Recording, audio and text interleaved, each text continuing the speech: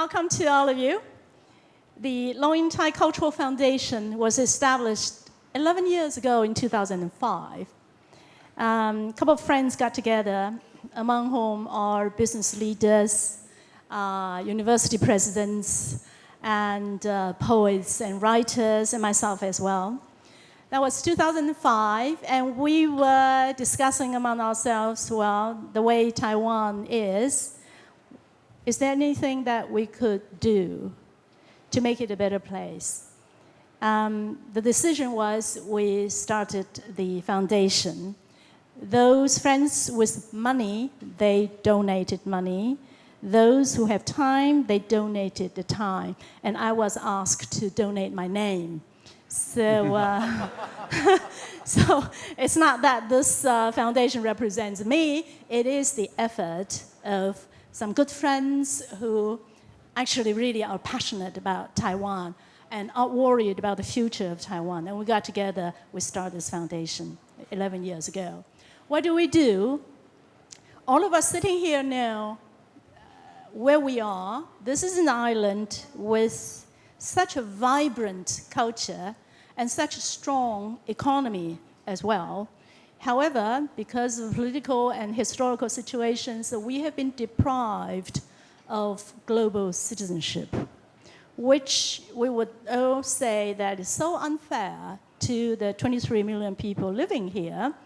However, reality is reality. So what can we do about it?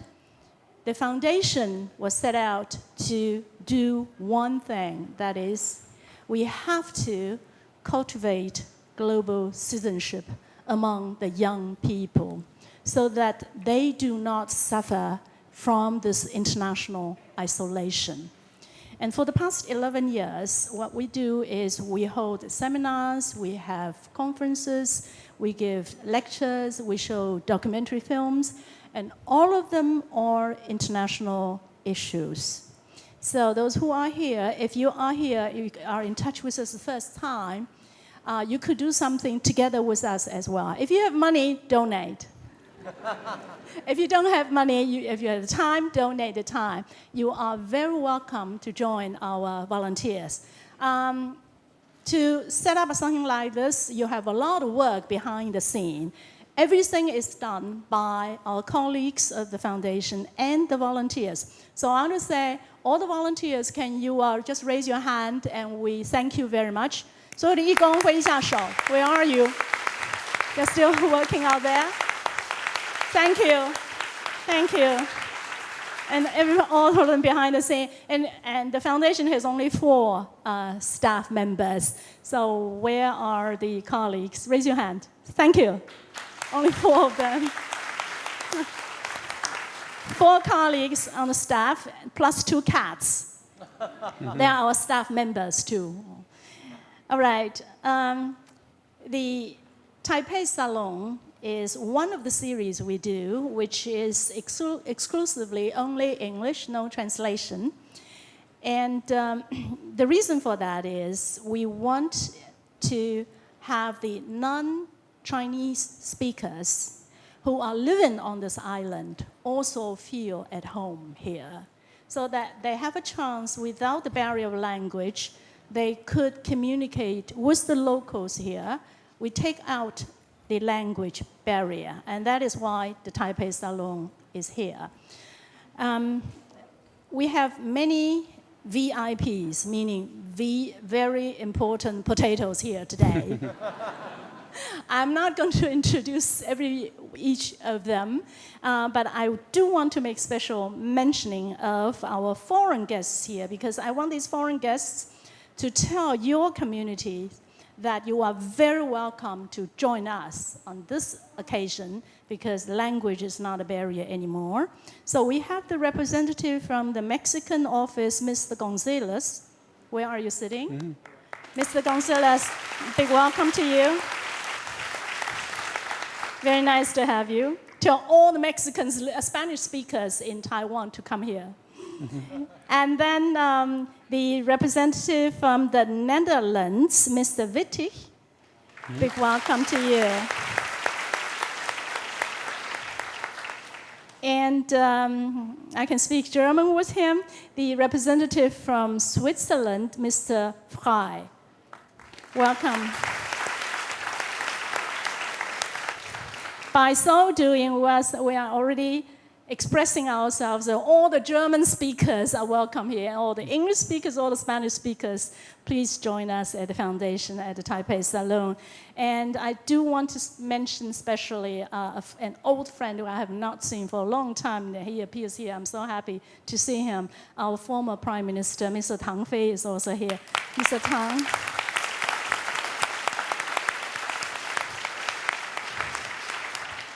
So good to see you.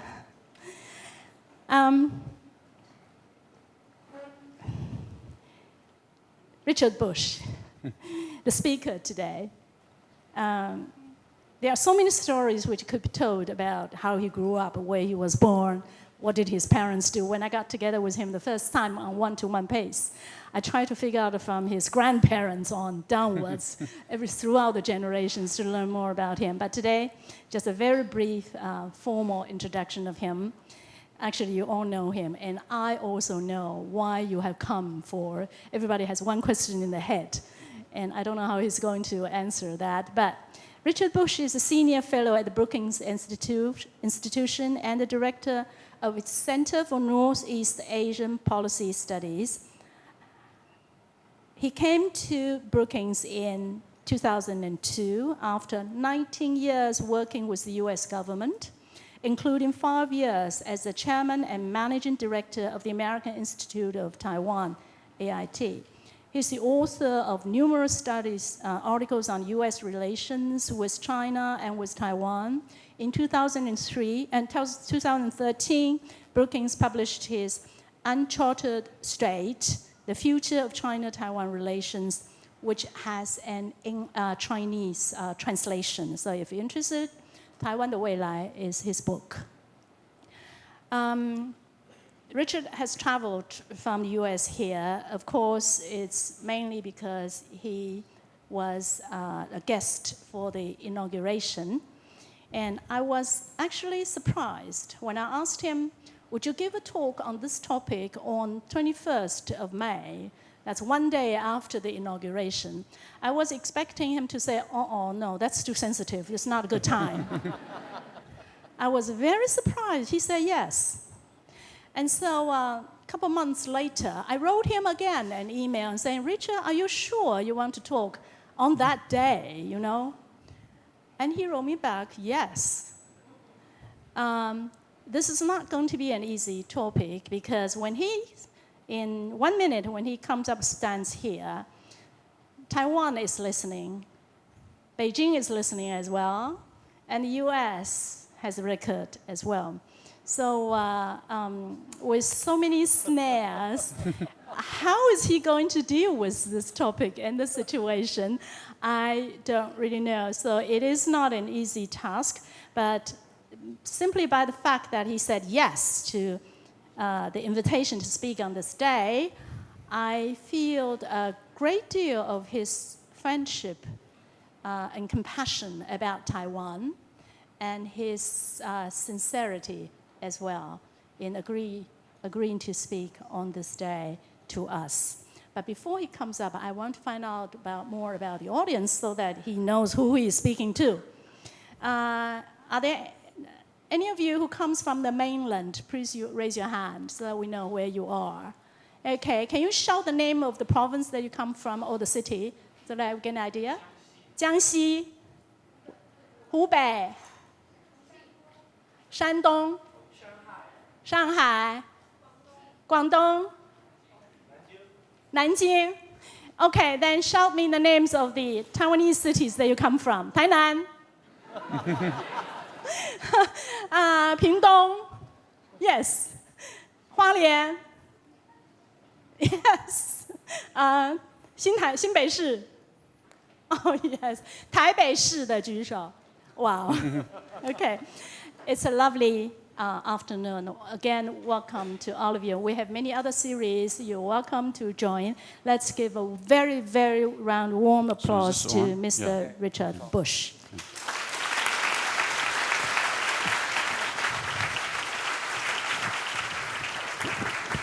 Thank you so much. Thanks.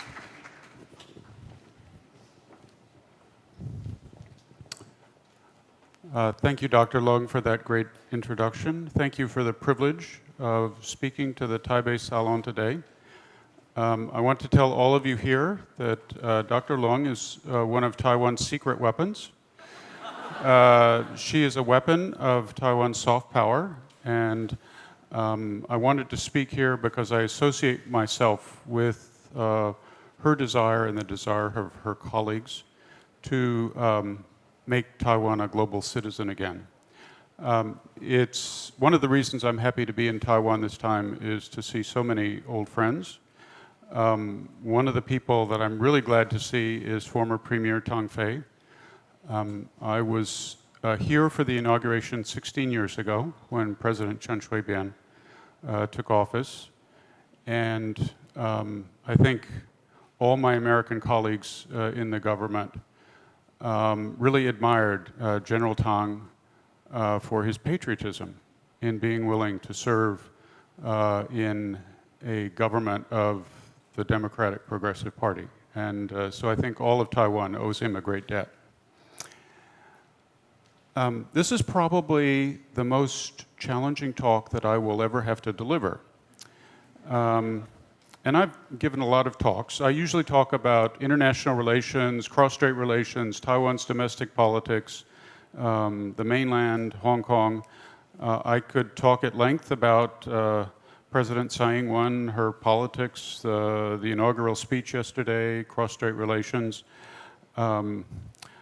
I could talk about these subjects, but I don't really intend to because I want to take a broader view, as Dr. Leung asked me to. So I must apologize to my friends in the media that I will not talk about the subjects they would like for me to talk about today.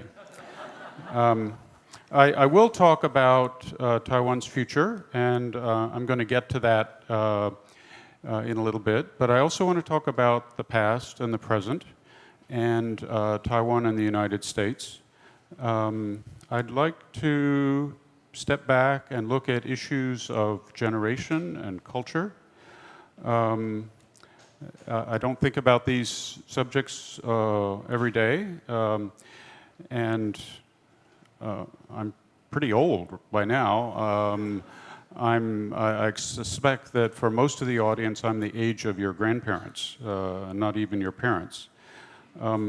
Also, we come from different cultures, speak different languages, we have different values. I could probably learn more from all of you than you will learn from me. Sometimes I wonder whether it was a good idea for me to accept Dr. Leung's invitation in the first place. Now, I'm not a total stranger to issues of generation and culture. I was young once myself. Sometimes I wish I could be young again so I could avoid the mistakes that I made when I was a young person. I have children of my own and 3 grandchildren. One of my children is Taiwanese. My wife and I adopted her when we lived here 41 years ago. And I now have a half Taiwanese grandson.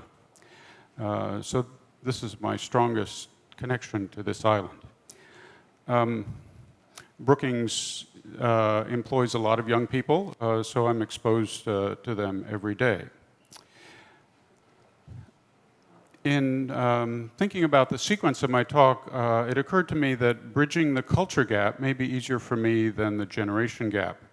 And the reason for that is that I've spent my whole professional career working on Asia issues, including Taiwan. So let me tell you just the basic storyline of my life so far. And what you need to know about me is the following. First of all, I was born not too long after World War II. This is what we call the baby boom generation. And my age cohort is one of the largest in American history, and we have been making demands on society for services from before we were born, and we will continue to do so until after we die. My parents were missionaries in East Asia, first in the Philippines, where I was a small boy, next in Hong Kong when I was a middle school student, After I began college, my parents lived in Taiwan for 5 years, and they taught at Donghai University in Taichung. It was because I lived in Hong Kong for 5 years that I picked China as my profession. So I'm very grateful to Hong Kong. It's made my life. I first came to Taiwan in 1975. That was the year that President Chiang Kai-shek passed away.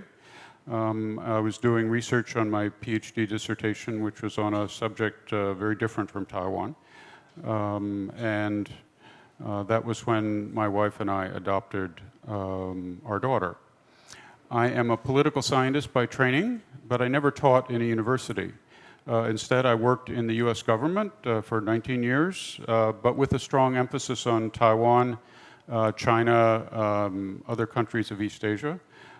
At the Brookings Institution, I've been doing the same thing. That is a policy research organization in Washington, D.C. From my 12 years working in the Congress, I came to strongly value the importance of effective institutions in a democratic system, effective in reflecting the people's will and holding governments accountable for their actions. While working in our executive branch, I learned how the US government tries to maintain a balance between our policy towards Taiwan and our policy towards the mainland. I've written 4 books about Taiwan since coming to Brookings, and I may write 1 more. So that's enough about me. I wish I had time to listen to each of your stories. I'm sure they'd be very interesting, and that they would reveal different patterns concerning identity and values and so on. Your stories would also reveal the gaps between me and all of you concerning these issues.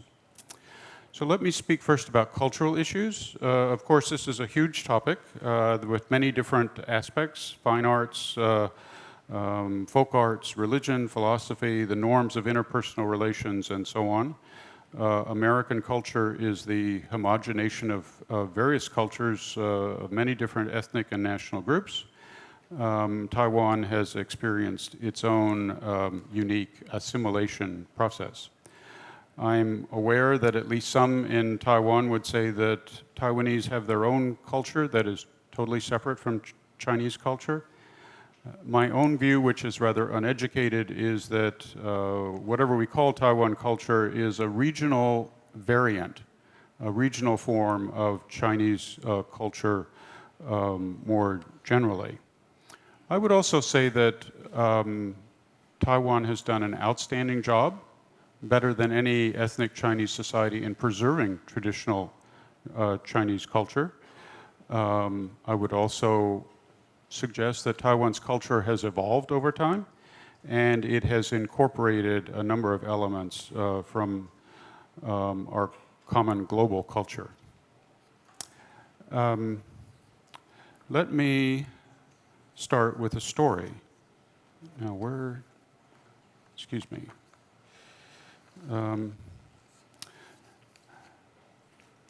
So this story, it's a true story. It took place in 1980, just after the establishment of diplomatic relations between the United States and the People's Republic of China. It involves 2 American jazz musicians, Afro-Americans, who were very interested in China and on their own decided to go to China to talk with Chinese musicians about music and particularly jazz. Now, jazz is not a style of music that automatically fits with music as it was understood in the mainland at the time. Jazz is based on the principle of improvisation. And what that means really is taking a theme and then creating variations on that theme. Now, that's common in most music, but what's special about jazz is that the musicians create the variations on the spot and based on the musician's feel for the music. but it's not written down. It just disappears when the music is over. Jazz is a uniquely American style of music, not only because it was created first by African American musicians, but also because improvisation is a very American trait. Now, during the cultural exchange that occurred between these two jazz musicians and their Chinese counterparts, the two Americans discussed jazz, and the students and teachers were very puzzled. For these Chinese musicians, music is always written down. For them, unless it's written down, it did not exist. And so the idea that music could disappear without being written down was very foreign. This seemed to be an unbridgeable cultural gap. So one of the jazz musicians decided to take a risk. He challenged his Chinese counterparts to play a tune that they could be certain that he had never heard before, and then he would do his improvisations on it. His boldness, I think, astonished his Chinese listeners, but they convinced a young Chinese pianist to play one of his own compositions. Therefore, the foreigners would not have ever heard it before. The tune had a clear Chinese character. The American jazz musician then improvised on that tune in a way that beautifully captured the spirit of the Chinese tune. Despite the fact that he'd come from halfway around the world, he could still feel the power of the music and respond to that. So for that brief moment, what had seemed to be an unbridgeable cultural gap was bridged.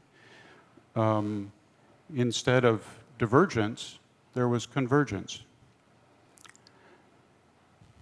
Stepping back from my story, the mainstream versions of Chinese culture and American culture are often said to emphasize opposing values, that the group versus the individual, restraint versus freedom, authority versus rights, harmony versus contention, benevolence versus selfishness, discipline versus license, and so on and so on. And anyone who comes from the Chinese cultural world and spends time in America or the West more broadly is certain to notice these differences. Any American who spends time in a Chinese cultural environment likely feels the same. A Chinese who marries an American or a Westerner or an American who marries a Chinese sees the contrast every day. It's built into their relationship. So the gap between these opposites, these polar opposites, is pretty wide, and they sometimes seem like they can't be reconciled with each other. But I'm inclined to think that the difference is not as great as it seems. First of all, values are a function of history and how far a social and economic system has developed. For example, in an earlier era, America, particularly the southern part of America, had values that were not totally alien to Chinese culture.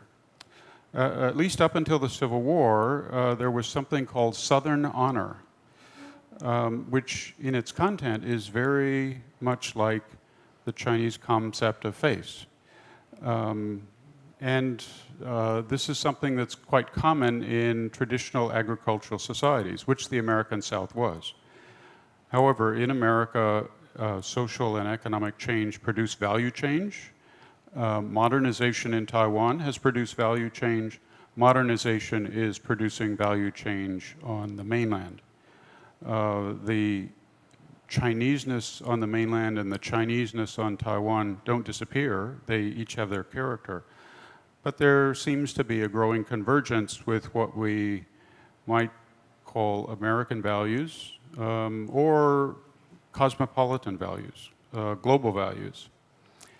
Second, American and Chinese cultures, even though they may place emphasis on one dominant set of values do not ignore the secondary opposing set. So despite the values that Americans place on individualism, all of our religions emphasize personal restraint, personal discipline, and the need for benevolence. Those sound like Confucian values. We have always had a lot of civic organizations to which their members are loyal, even though they maintain their individuality. Americans' respect for authority can be quite strong, especially when those in authority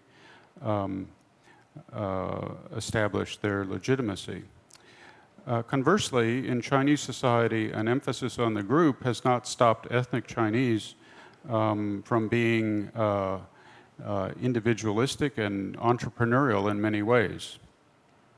Actually, I believe that every great civilization, and I would certainly include China, but also America, has had to address the same set of fundamental questions. What's the relationship between the individual and the group? What is the role of government? What's the role of authority? But each civilization comes up with somewhat different answers. So concerning Chinese and American cultures, perhaps it's not a case of having to make a choice between freedom and restraint.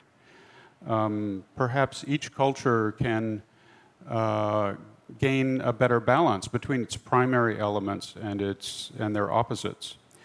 That is, Americans will see the need to encourage proper restraint despite individualism, and Chinese will see the need to encourage productive individuality in the context of collective obligation. I would guess that this is already occurring in Taiwan, or it's already occurred. Convergence is replacing divergence. I said I was trained as a political scientist, and I believe in the value of democracy. And so it's political values that have been most interesting to me. And I think many of you know the authoritarian system that existed here, and also that sometimes that system was defended by saying, oh, it's based on Chinese values and it's alien to your Western values of freedom and so on. But political reformers here in Taiwan, both within the Kuomintang and in the Democratic Progressive Party, brought about Taiwan's transition to democracy with a little help from the United States, and it's the first of its kind in the ethnic Chinese world. I think that Taiwan's transition to democracy and the desire of Hong Kong people for more democracy is a powerful refutation of any argument that Chinese culture cannot accommodate a democratic system. Moreover, some of China's traditional political philosophers have seen the defects of the traditional authoritarian system, particularly Mengzi and his followers. And they challenged the advocates of autocracy and spoke of the need to have checks on the absolute authority of the state. So some of the principles that underlie open and accountable political systems are not absent in Chinese political thought. The problem was that they were not given sufficient emphasis. Taiwan's democracy has demonstrated at times that an open and accountable political system works much better in serving the public's interest than an authoritarian system. However, both in Taiwan and the United States, our democratic systems do not always work so well. You will have your own views on Taiwan's system. The defects of the American system are just as bad or worse. We can talk about that if you want to. To sum up this part, when it comes to cultural differences, when societies experience social and economic modernization and the globalization of economic activity, their previously very different cultural values begin to converge.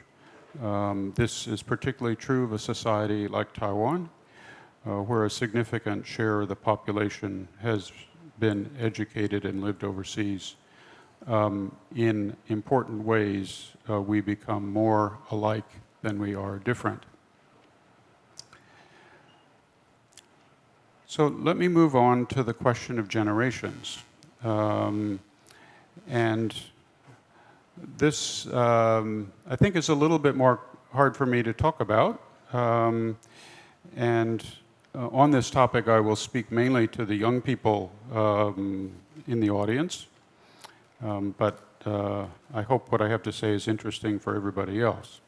Now, knowing that I was going to give this talk gave me a reason to learn more about the cohort of young people closest to yours. And we call them millennials, because they became adults since the year 2000, the start of the new millennium. Fortunately, the Pew Research Center has already done the work for me, and let me summarize some of their findings. American millennials are racially diverse. They are burdened by debt. They are more likely to live with their parents, even though the economy has improved in the last 8 years. They are not in a rush to marry, but they place their highest priority on being a good parent and having a good marriage. Millennials think that what makes their generation unique is their use of technology, and that they are linked by social media. And there's this really interesting finding that 83% of American millennials sleep with their cell phones. They have their cell phones right by their pillow. I would never do that. Millennials are relatively unattached to organized politics and religion, and they don't think that there's much difference between our two political parties. They are distrustful of other people, but they're still optimistic about the future. Now, I have the impression from some reading that I've done that Taiwan young people are frustrated by low wages, poor career opportunities, and the high cost of housing, that they have really great potential for creativity and innovation. They are frustrated by the state of Taiwan's politics. They are increasingly focused on social issues such as land use, the environment, historical preservation, and so on. And they engage in social movements that are focused on those issues. Finally, they are tied together by social networking sites. As one observer said, Taiwan young people, quote, broadcast their beliefs within social movements and then expand social movements by broadcasting their beliefs. Indeed, the rise of social movements here, powered by social media, is one of the most significant changes in Taiwan politics in the last 30 years. But my broader point is that American and Taiwan young people may have more in common than American young people have with their own parents or Taiwan young people have with their parents. Again, divergence is leading to convergence.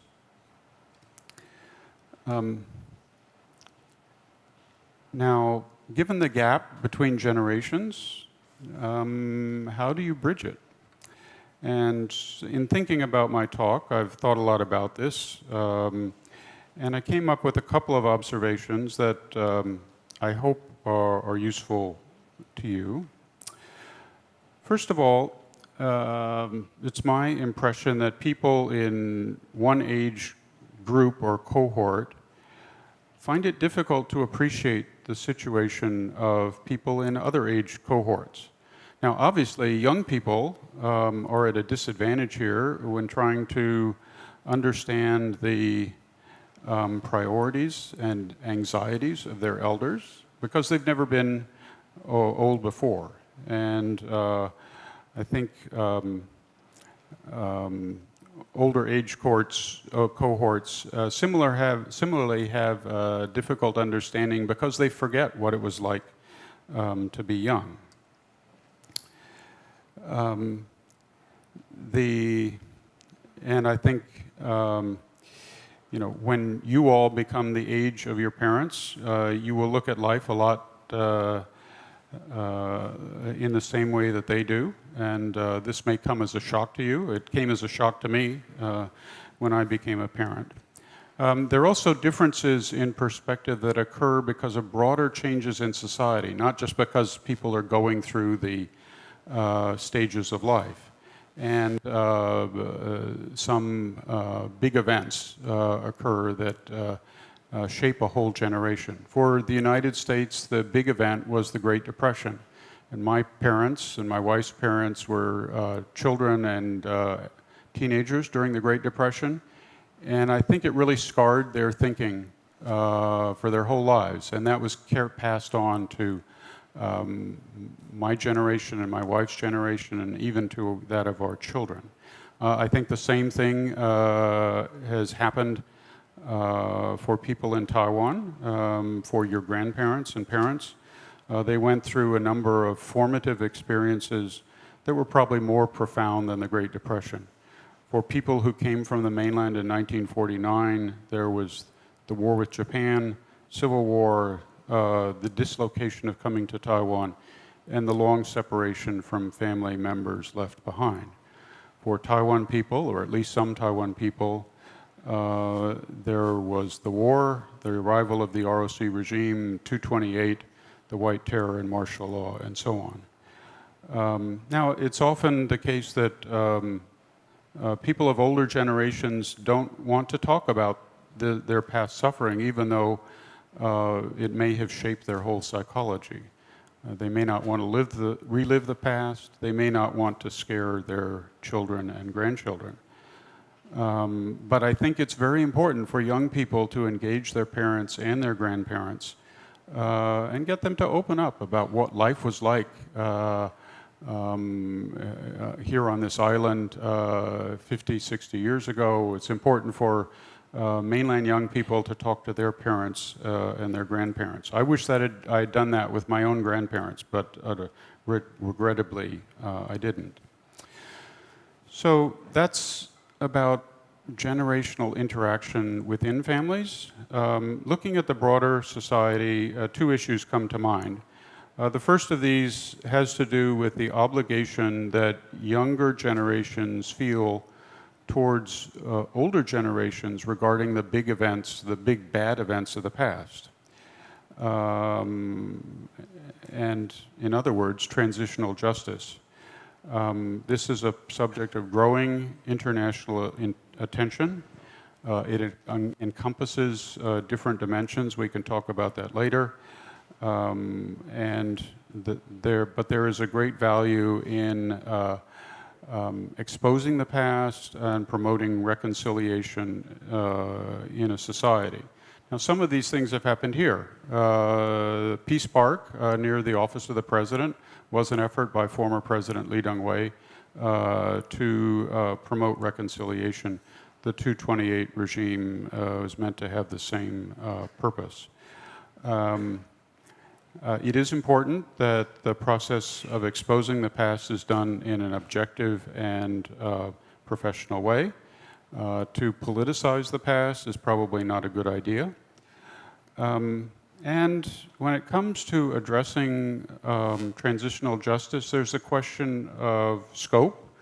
What different things should you focus on? And you can focus on a limited number of things or a large number. This is a question on which society has to build its own consensus, but I assure you there are no easy answers.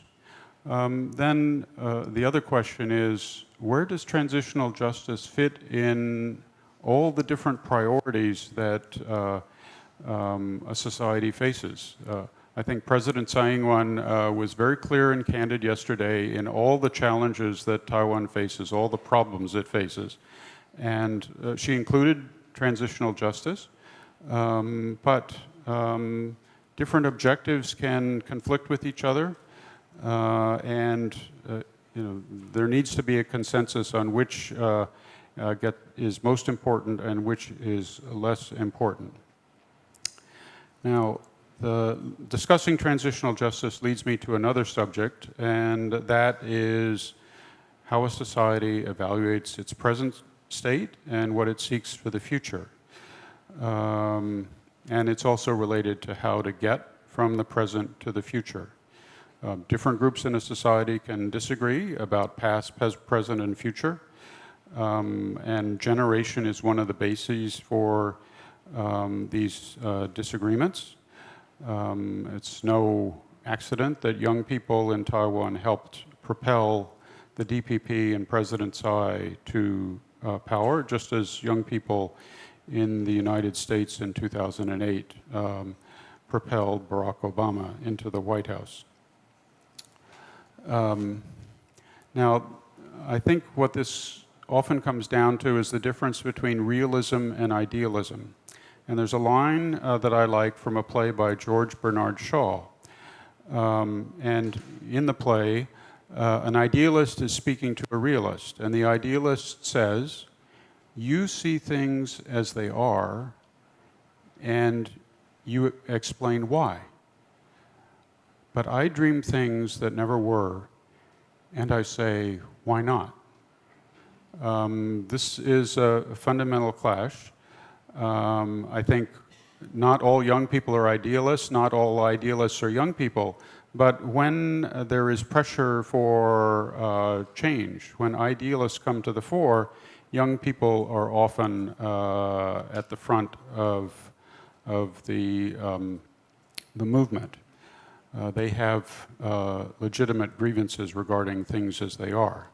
Now, in my view, a good society needs both realists and idealists. Convergence is better than divergence. Realists, whether they are older or not, need to be open to new ideas and sensitive to the concerns of young idealists. After all, the young are society's future. At the same time, I think young idealists will be more effective if they understand in practical detail why society works the way it does and why reform may be less easy to carry out than they originally thought. There is a related issue of the role of institutions in bringing about change. I don't have time to talk about that, but I would just note that yesterday President Tsai said correctly, in my opinion, that Taiwan needed a democratic system that was unified, efficient, and pragmatic. I think all of that is true, and I think it is a big challenge to the political system here. I hope she is able to get that kind of democratic system because it will be good for Taiwan and good for the people of Taiwan.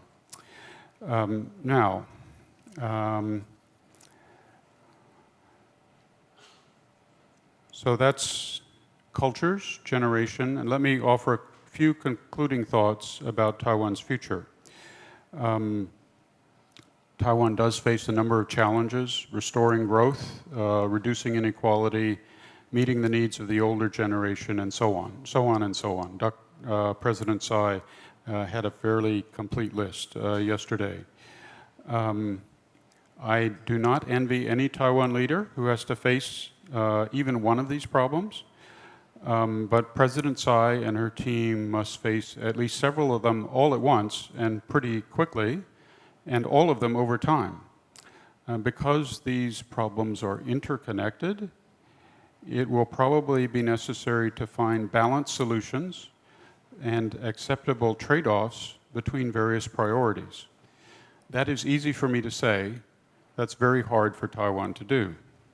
Then there's the question of resources. Problems are easier to solve if the problem solvers have plenty of money, time, and talent to deploy against the problems.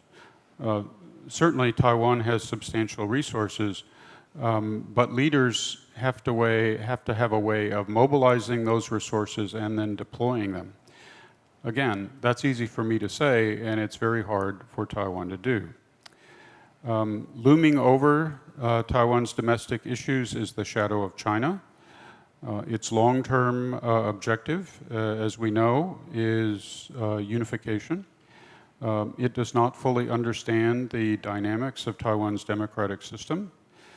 and it doesn't appreciate how some of its policies alienate Taiwan people rather than attract them. So Taiwan needs a proper balance, I think, between securing the benefits of mainland relations and protecting its own interests. In that regard, it would be naive of Taiwan, I think, to ignore the need for a strong national defense. Ultimately, all of these hard-to-do issues are political issues. It's through politics that society tries to make choices on how to address the problems. I have some negative impressions about Taiwan's political system, that it spends too much time on political infighting and not enough on making the hard choices necessary to address policy problems. Does this mean I'm pessimistic about Taiwan's future? I don't think so. Although I worry about the number of challenges that Taiwan's leaders must face and the resources they have to do with it, I still think that the transition of power creates an opportunity to address problems in a new way. And I have a lot of admiration for President Tsai Ing-wen. I wish her well as she begins her presidency. I agree with her that Taiwan is more likely to succeed if the government is united, efficient, and pragmatic. Taiwan does have advantages. It has survived a lot of difficult situations in the past, in the 1950s and the 1970s. That doesn't mean that it will automatically do so again. But this past success should give some confidence that future challenges can be met. To put it differently, Taiwan needs to strengthen itself in a variety of ways, including the political system. A stronger Taiwan will become more psychologically confident about the future and will be better able to meet the challenge that China poses. And in this regard, idealists and realists must work together. Taiwan's not unique in this kind of situation. There are many ways that the United States must strengthen itself, and I worry about the problems of the American political system. But as I say, the transfer of power in a democratic system does provide an opportunity for a new beginning. New leaders with a new vision can bring energy to the challenges of reform and foster new and positive habits for the conduct of politics.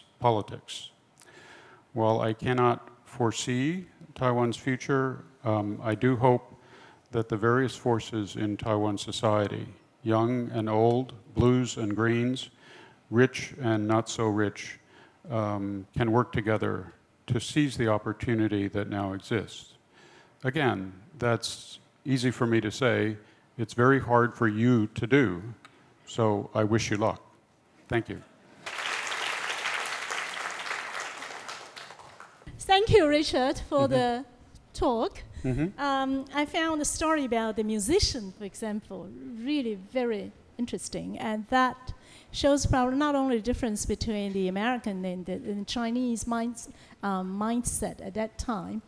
It probably explains a lot between amongst the nowadays the Taiwanese mindset and the Chinese mindset as well. So there are convergences and divergences. But okay, we start the discussion here. I would like to ask two political commentators to present their first questions. So would please 范畴坐在哪里？范畴 wait a second. And 郭崇伦在哪里？崇伦坐在哪里？崇伦 you are there. So would you two gentlemen prepare to deliver each of you one question for Richard, but before that, I would ask my own question first, before we open the floor. Okay. Richard, you talk about institution, the democratic institution. I think we probably would agree that that is probably the most important thing. for the system to work. President Tsai mentioned that, as you stressed, the Taiwanese democratic institutions must try to be united, which I've never seen it united. Say more united. Yes, and it has to be efficient. When you are not united, you cannot be efficient. We were in the cabinet and we saw the infight going on every single day. There has never been time or chance to be efficient because you drain your energy in the infighting. And then the third thing, she also stressed that you have to be very pragmatic. But to initiate the question, I'm not going to ask anything about Taiwan yet. What has happened to the American democratic institution? The US democracy has been the model for the rest of the world, and now while the whole world looks at the US system in awe and wonder what has happened to it. Are you confident about the US, the strengths of the American democratic system, or can you put in a nutshell, what has happened to the American institution, and are you worried about it? Thanks for the question. It's something that I think about a lot. I worry a great deal about the vitality and effectiveness of the American system. Whether we restore our vitality is not important just for the United States, it's important for the whole world, because the pillars of our national power that allowed us to be a force for peace and stability and prosperity are mostly domestic, and we've allowed those to weaken over time. So what are some of the sources of our current difficulties? First of all, I would say that changes in our media industry have become very important. When I was growing up, there were 3 major networks, and they were centrist, and they had great authority. When the anchor persons on that network took a position about a policy matter, people listened. But they were professional, they were politically neutral, they said what they thought was necessary for the country. Because of technology, we have had a fragmentation of our media system, particularly in television. The rise of cable TV led to a great variety, but it also led to some polarization. And so now, different cable channels have a political direction and commitment. And so if I want to see a conservative point of view, I watch Fox News. If I want to see a progressive point of view, I watch MSNBC. And if I want to have an independent, objective point of view, the only thing that exists is PBS, public broadcasting system. But what this fragmentation has done is just reinforce attitudes that already exist rather than educating.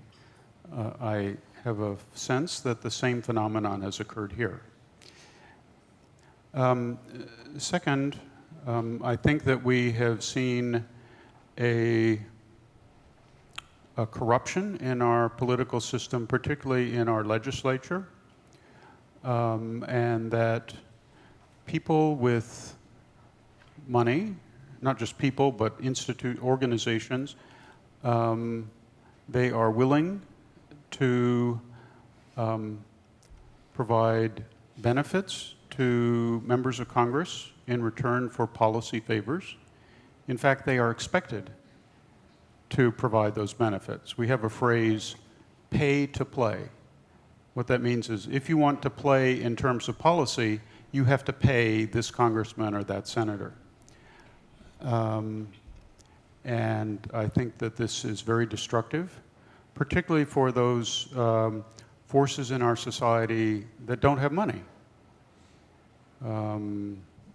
Wealthy people can get their taxes reduced because they have more influence. I can't get my taxes reduced because I don't have that kind of power. Another factor has been the polarization of our political system. And this is particularly true in the House of Representatives because the drawing of districts is done in a very political way. And it is done to protect existing members of Congress and not to foster competition between Democrats and Republicans. So if I'm a Republican, my main competition will come from within my party in the primary. And it will probably come from someone who is more radical than I. So I'm tended to become more radical. And if I have a safe seat, which is usually the case, I'm not going to be challenged to move towards the middle by somebody from the other party. More importantly, the rate of re-election for members of Congress, particularly the House of Representatives, is high. So all of these things are working together to create a polarization of our political system, a corruption of politics, and then there's one other thing. There has been, in part because of these factors, there's been more of a tendency for political forces in the Congress to be unwilling to compromise, to worry more about the struggle for power than about creating good policies for the people.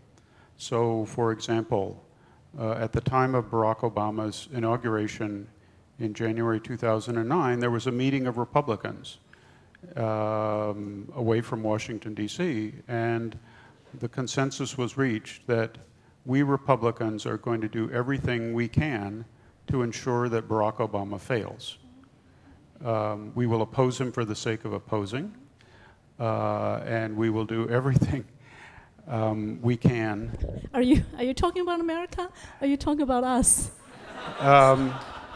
Well, I think the parallels between our two systems is very interesting, and so this is, I think there are a number of the same factors at play, but the people, the ones who suffer are the people themselves, who depend on their leaders to create good policies.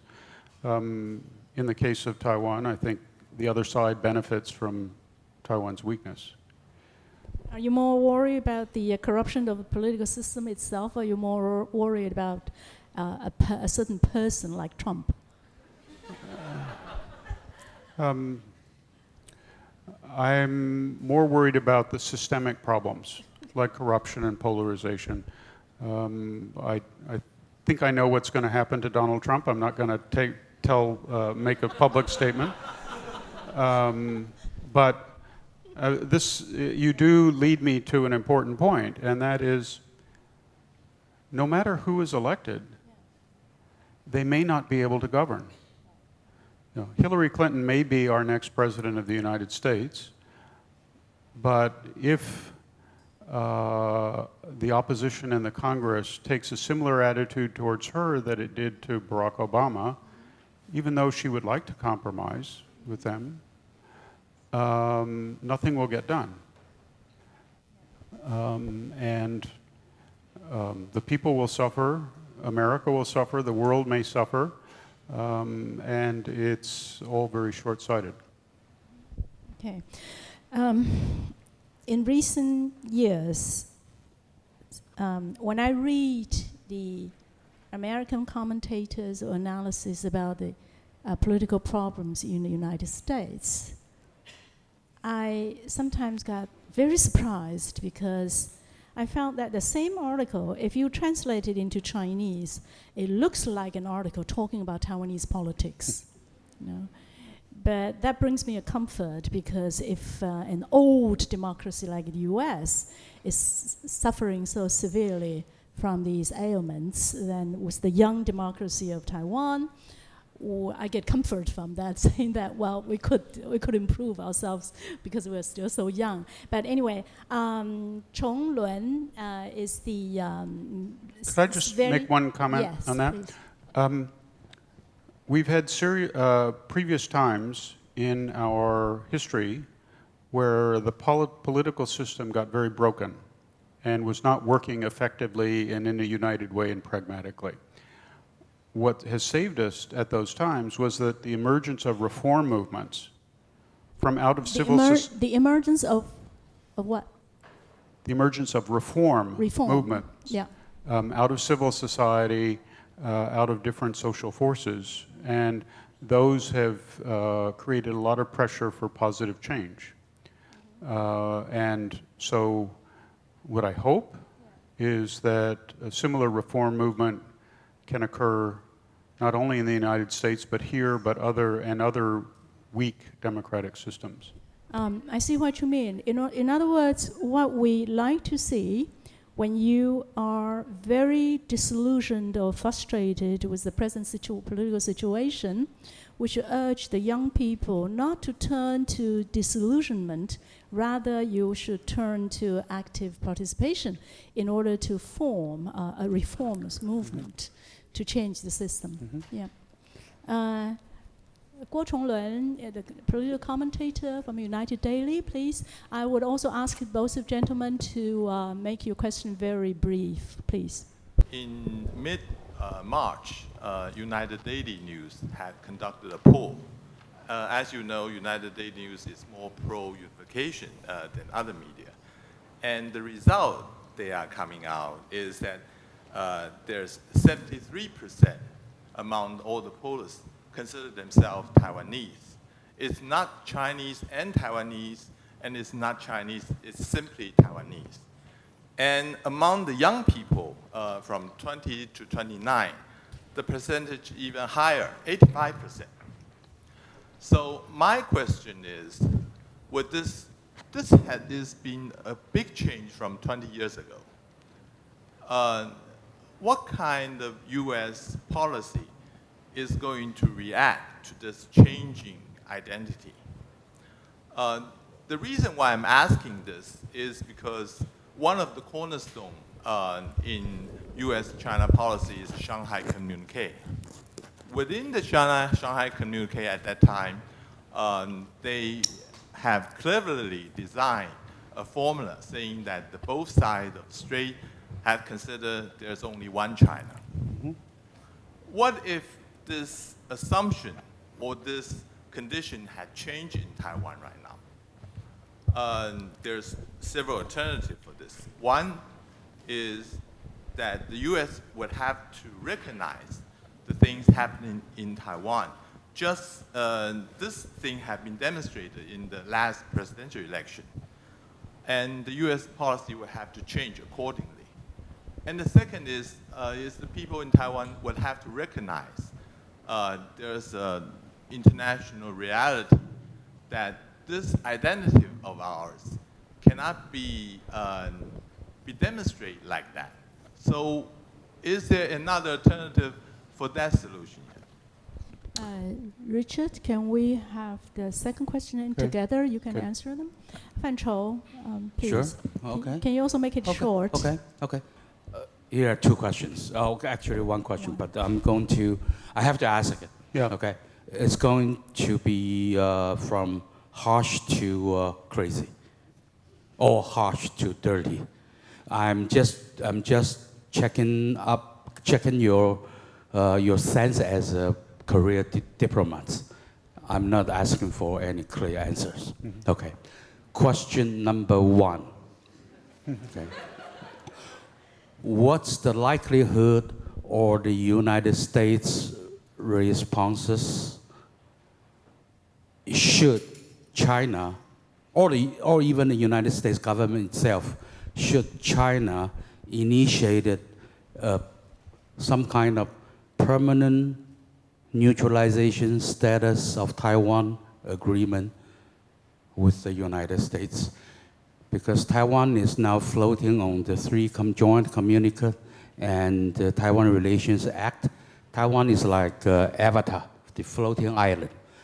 The past law is not strong enough to hold the current situation and future. So we need another column to keep the stability. So the neutralization, permanent neutralization status of Taiwan, is that even conceptually thinkable?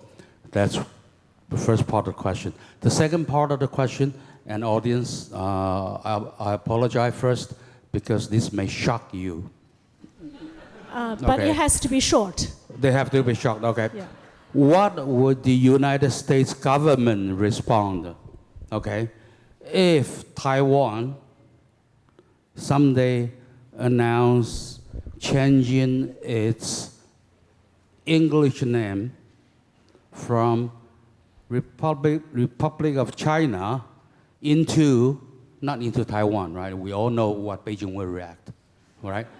From Republic of China, change from Republic of China into the Hanyu Pinyin of 中华民国, ZhongHuaMinguo. Thank you, Fan Chou. I'm glad you're not the president of the United States. Okay.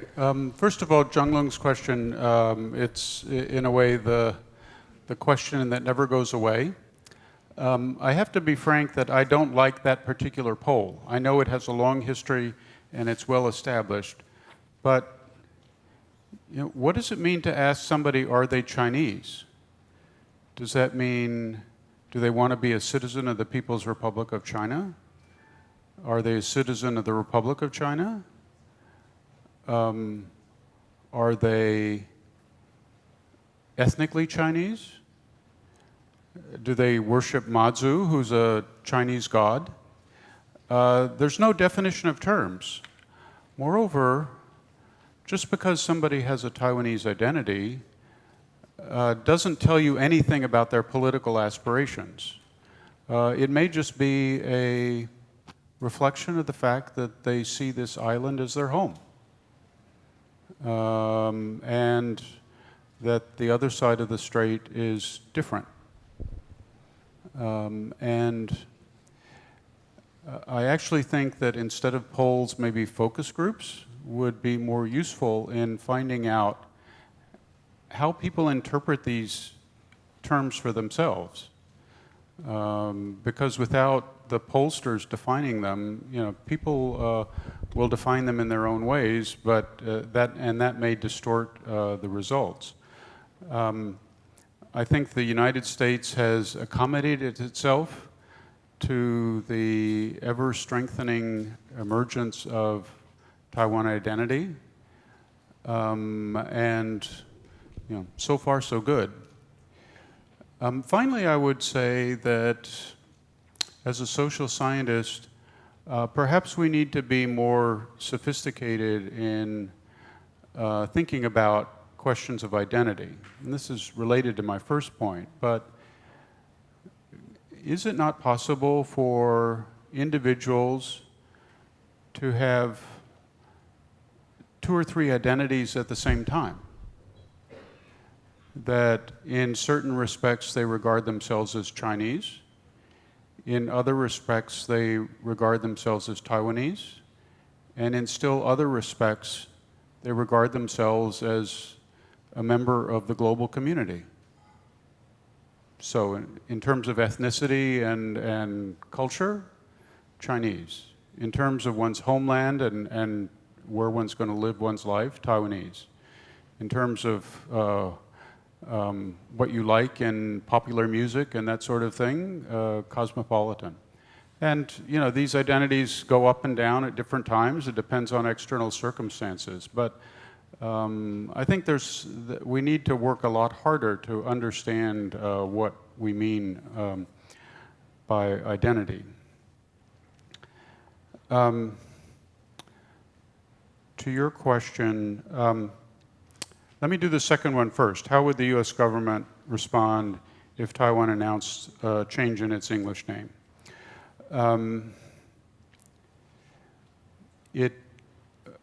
first of all, I would suspect that to change the English name of Taiwan, you would have to amend the Constitution? No. That's the beauty of it. Okay. I'll accept that. Well, if you think Republic of China causes confusion, then Zhonghua Minguo is going to cause even more confusion.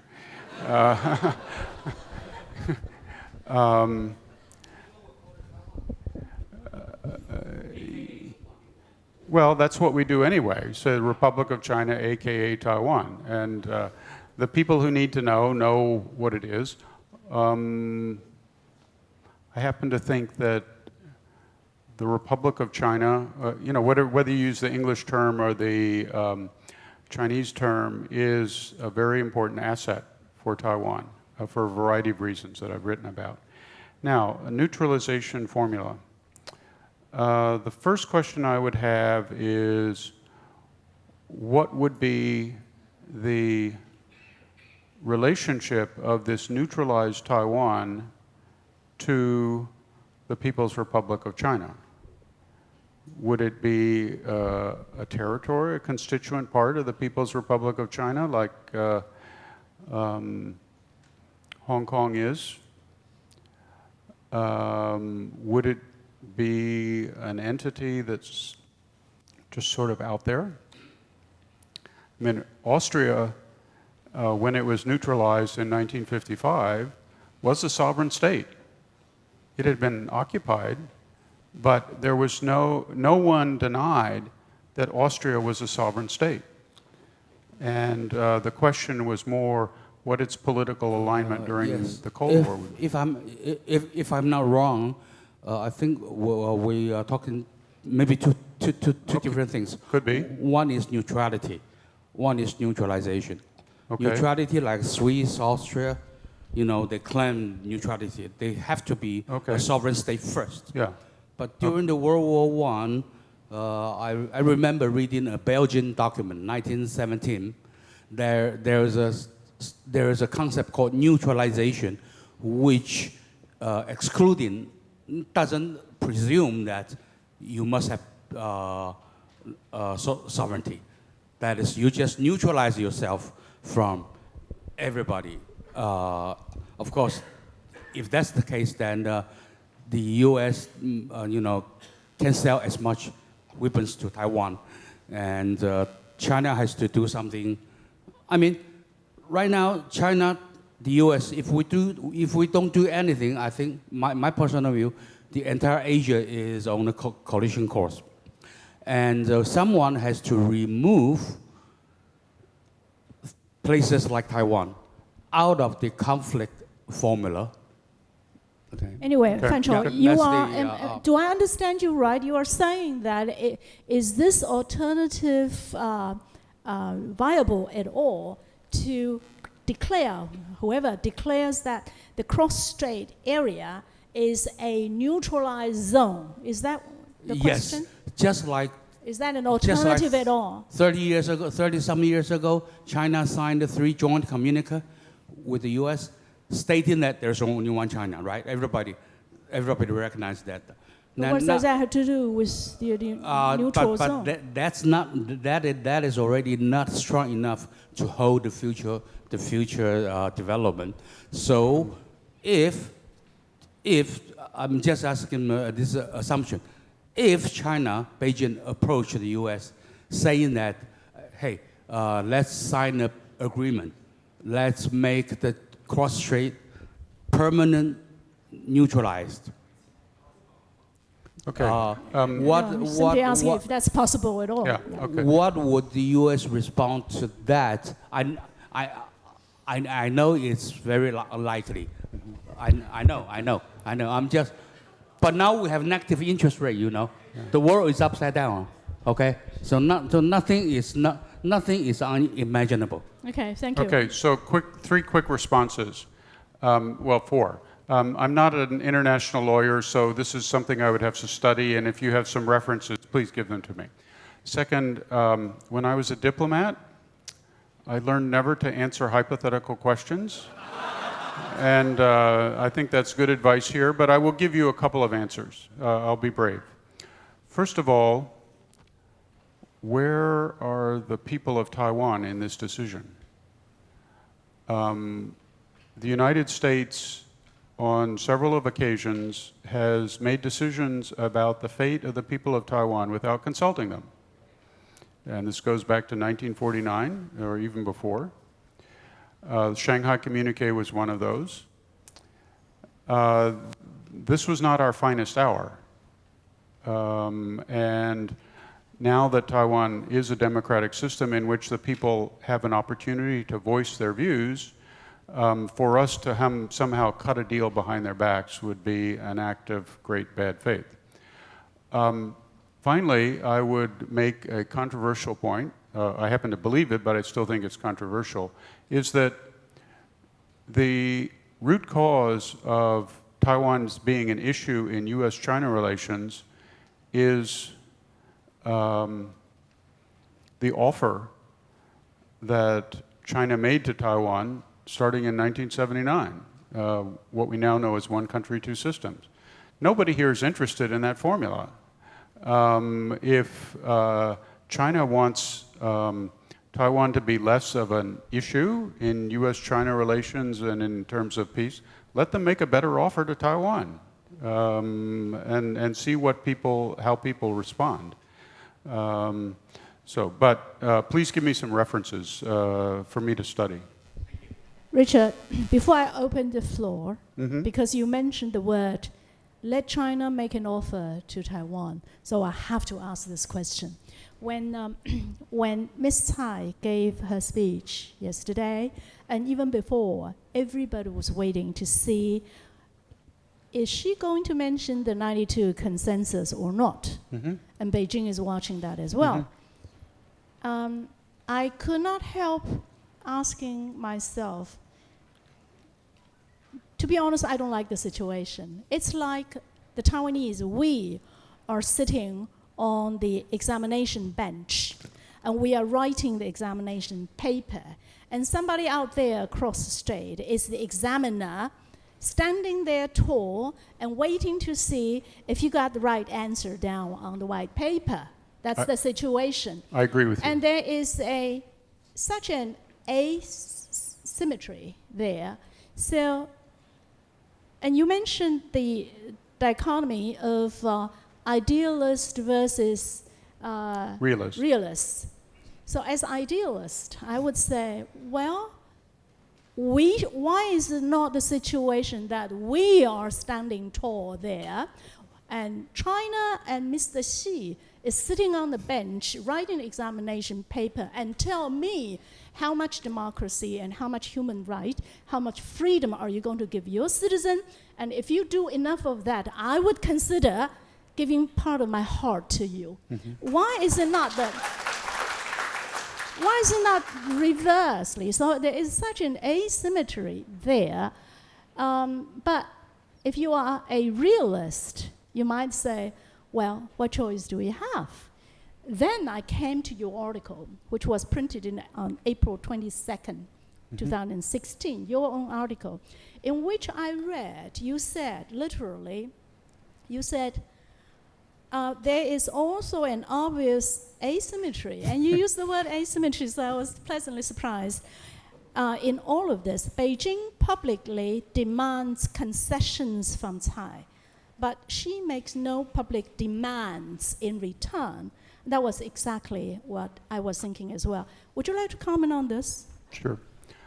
Let me just give one answer about your issues and yesterday. And I have the word asymmetry here in my prepared answer. First of all, I think you're absolutely right. And you've quoted one aspect of my puzzlement at the asymmetry here. The other point of puzzlement is that people on the mainland say that they want her to make explicit concessions because they don't trust her fundamental intentions. Well, that's fine. But does she not have, do Taiwan people not have reasons to mistrust the intentions of the other side? And should this not be an interactive process, or what I call, as the title there, a two-way street? As far as yesterday is concerned and Beijing's reaction, my short view is that it could have been worse. Let me just get my glasses here. I think what's been going on over the last year is a contention between the two sides to locate a mutually acceptable point on a spectrum of clarity and ambiguity. Beijing has been demanding absolute clarity, and President Tsai has preferred ambiguity for reasons that we all understand. But, you know, if you watch what she said over the last year, including yesterday, you can see movement down that spectrum towards some clarity.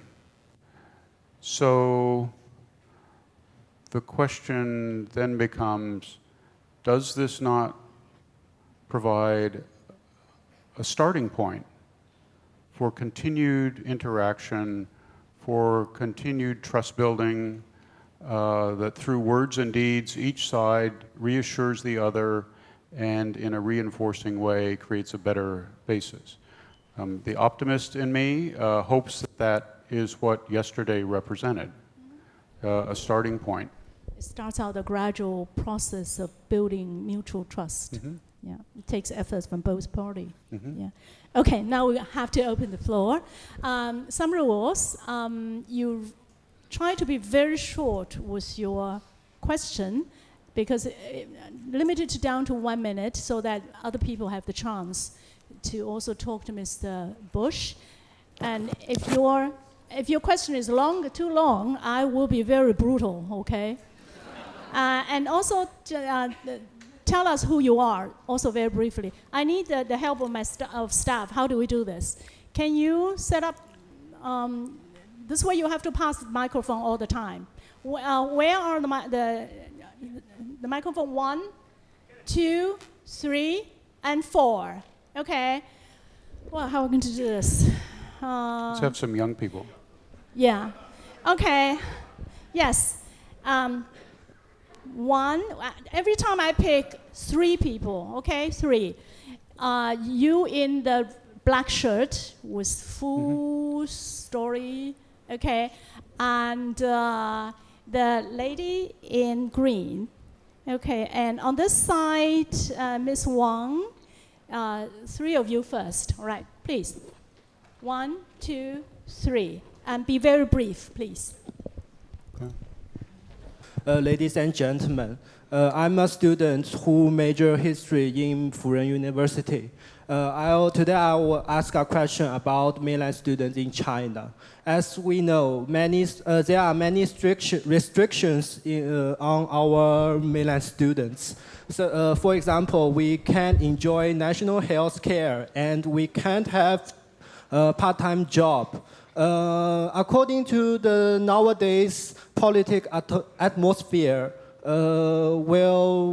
our situation will be better or worse? Thank you.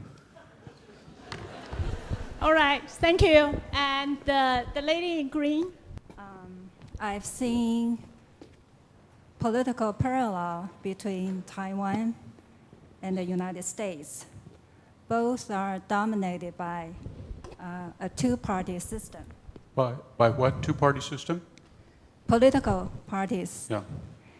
And the vicious competition has greatly divided both societies. Sometimes the division is worse in the States. I've heard many stories of how Democrats and Republicans don't talk to each other, but I haven't seen that among Taiwanese. However, when it comes to national identity, when it comes to national interest, Americans are very patriotic, and that's not true for Taiwan. Taiwanese can be very passionately defending their political platform, but they have a lukewarm reaction when it comes to national interest. The South China Sea conflict is one of the examples. So I think national identity is very important and is probably the biggest crisis for Taiwan's future. Do you have a question? Do you have a question for Mr. My Bush? question is, I'd like to have your opinion on this. Okay. Thank you. Ms. Wong. And I noticed that you keep referring yourself to as a social scientist. So I'd like to ask you, watching the rise of Donald Trump and seeing what's happening in Taiwan, I'd like to ask you if you think, can we see the extinction of parties, political parties, to go away for good. Forever, for good, right? Because I think it's, in my line of work, people don't watch TV anymore because it's kind of not very efficient channel of communication anymore. But for democracy system, do we still need party for real? I mean, do you really see the difference between Republican and that other party, or our green and blue? Democrats. I don't see the differences in all the parties at all. So even Communist Party in China, they're more capitalism than a lot of other parties. So I don't see the differences for parties. So why do we need parties? So thank you. Thank you. All right, Richard. Okay. The first question, I would hope that as one of the items of trust building between the two sides of the strait, that some ways can be worked out to deal with the problems you have. I would also observe that giving a part-time job to a mainland student may take away a job from a local person, and that would create political problems. Providing health care to mainland students may further bankrupt or put further strain on the overall healthcare system. Finally, I would say that it's worth looking at how international students are treated in various countries of the world, including the United States. You might find that the treatment you're pinpointing or pointing to is not uncommon. But you know, it would be a good step to build harmony across the strait to deal with this problem. On political party systems and divisions and so on, let me say that I worked in the House of Representatives for about 9.5 years in the 1980s and early 1990s. And at that time, Republicans and Democrats actually worked together on a number of different issues. And it was not a sign of betrayal to your own party to work with people on the other side. And you would work with, you would have a certain coalition on one issue and a different coalition on the other, but people understood that this was the basis of compromise, this was the basis of serving the national interest. I think at that time we had a stronger sense, or there was a stronger sense in the Congress about national interest. I think much more it has become a sense of party interest. I am prepared to agree with you that national identity can be a force of division in this society and make it harder to get things done. I think there are also serious problems with the institutional design of various institutions here. And so even if there were greater agreement on national identity and national interest, that maybe it would still be difficult to get things done.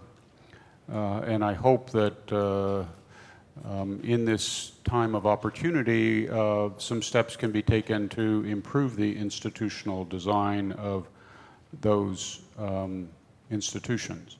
I would also say that identity has to be looked at in terms of the challenges that, well, I'm not going to, that's too complicated. I need to think about what I would say. So, Donald Trump and the need for parties. Over 200 years ago, James Madison, who was our fourth president, but also one of our greatest political thinkers, identified one of the big vulnerabilities of a democratic system, and that was demagogues, people who would whip up popular passions and use them for his or her political purposes. In those days, it was just his, because only men participated in the political system. So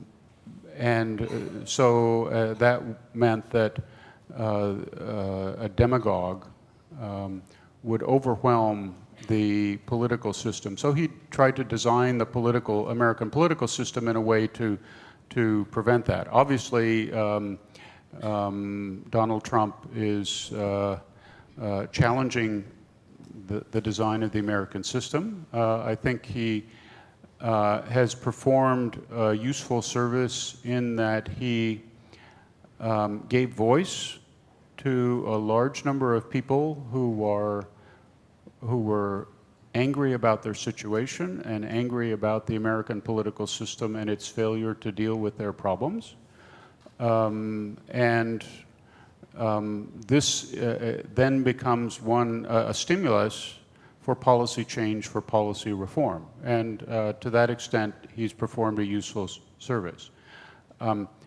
As a political scientist, though, I believe that institutions are very important because they provide channels for the expression of opinion. They provide a mechanism for aggregating, pulling together people's views and processing them in the political system.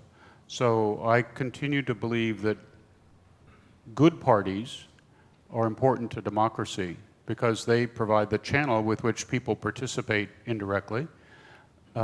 Legislatures provide are important institutions, but they have to work well. They have to be designed well.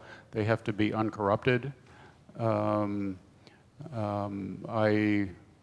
would not want to see an America where the Democratic and Republican Party no longer existed. I think there are differences between the two.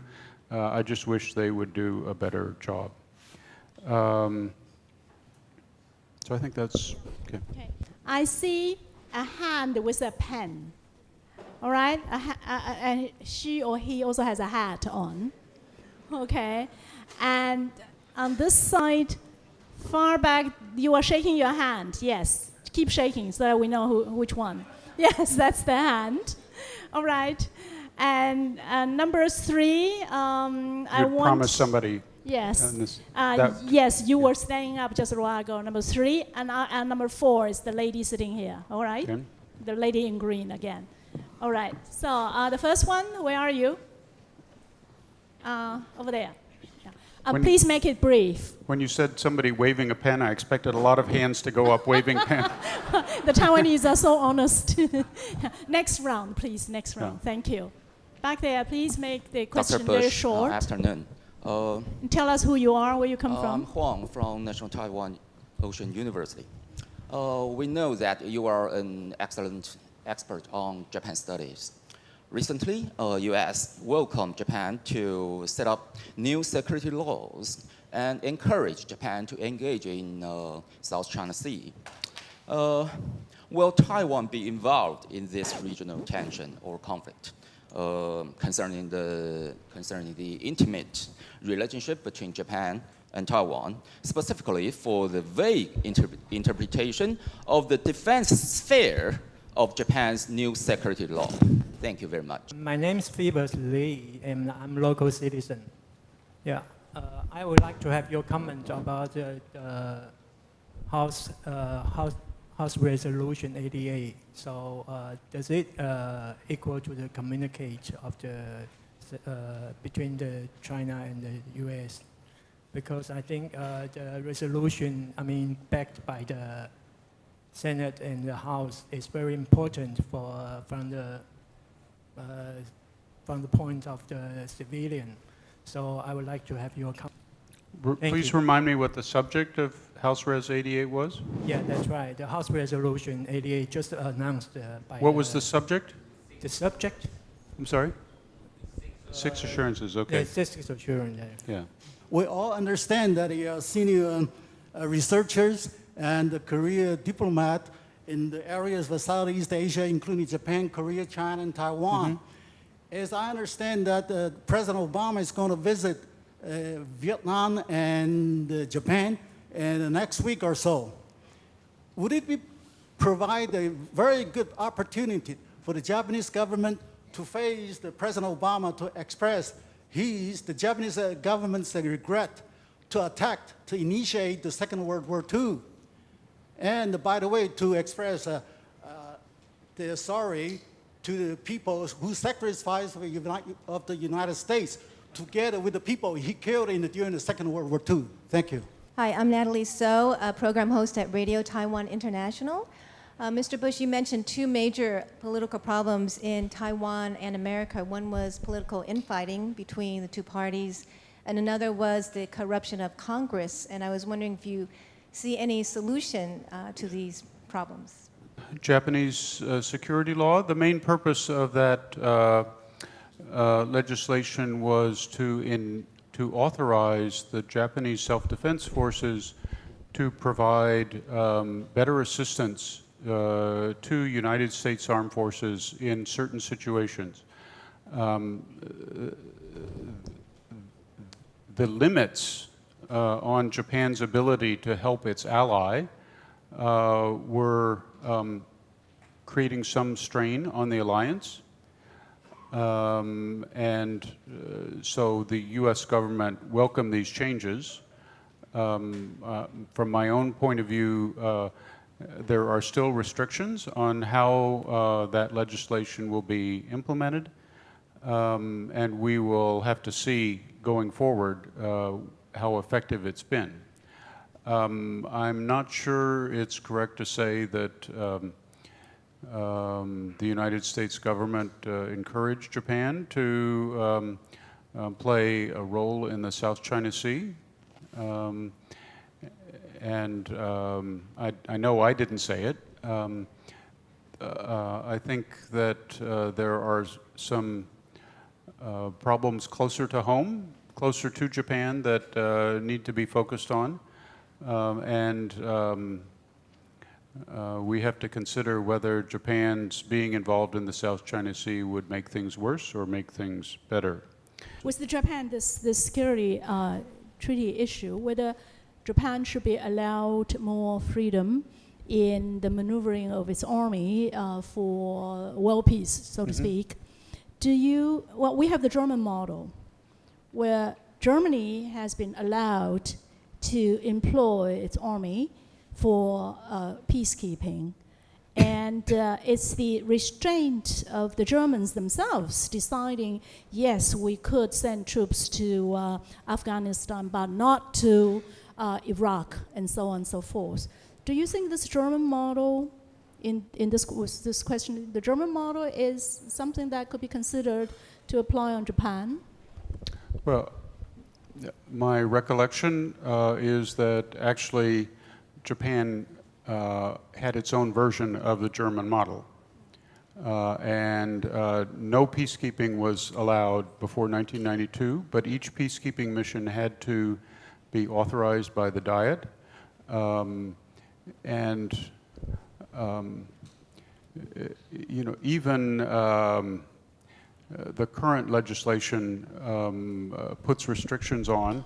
So I think it's correct to say that if a third party was attacking the United States, U.S. Armed Forces, Japan could either had to get advanced Diet approval while the missile was coming down, or it had to be confident that it would be able to get Diet approval later and say that this was also a threat to Japan. So I think that, as in Germany, pacifist sentiment is still very strong. And the recollection of the ways that Japan disrupted peace and stability and prosperity in East Asia are still strong.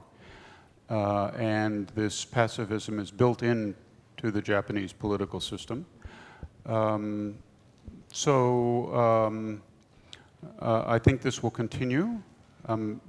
Our Korean friends were very concerned that somehow this legislation might be used to get Japanese troops into Korea in the case of some kind of war in the Korean Peninsula, and it was made very clear that no, that's not what this means, and that if Japanese troops are going to go to Korea, it's only on the invitation of the Korean government. Let me speak to the other Japan question.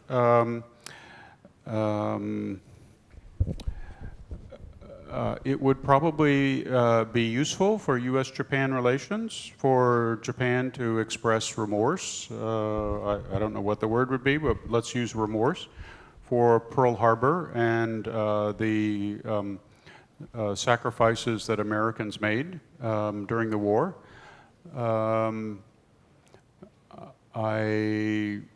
But I don't think there's strong demands for that. Except in certain groups. I think the demands for Japanese remorse are much stronger here in East Asia, and that's what the focus should be. On the House resolution, is this equivalent to a communique? No, not at all. It's an expression of opinion by the U.S. Congress, or in this case, the House of Representatives, I think it reflects a consensus that already exists, but it in no way dictates what the President of the United States, as the Chief Foreign Policy Officer, must do. I mean, it's important that we make this expression of reassurance to Taiwan. It's important that we send this signal to the mainland. It's also important that our assurances to Taiwan be kept up to date. The circumstances that existed in 1982 are very different now. And, you know, under some circumstances, it's useful for Taiwan to reassure the United States about its intentions. On political infighting and corruption, the corruption part of it really depends on the two houses of Congress, the House of Representatives and the Senate, imposing tighter rules on the role of money in politics, and both through general legislation but also on their own internal rules. It seems, though, that it's in the political interests of the members of Congress to have really loose and even toothless rules, and you can understand what I'm talking about. Concerning the political infighting, one of the values of the kind of popular revolt that we've seen supporting both Donald Trump and Bernie Sanders, because they both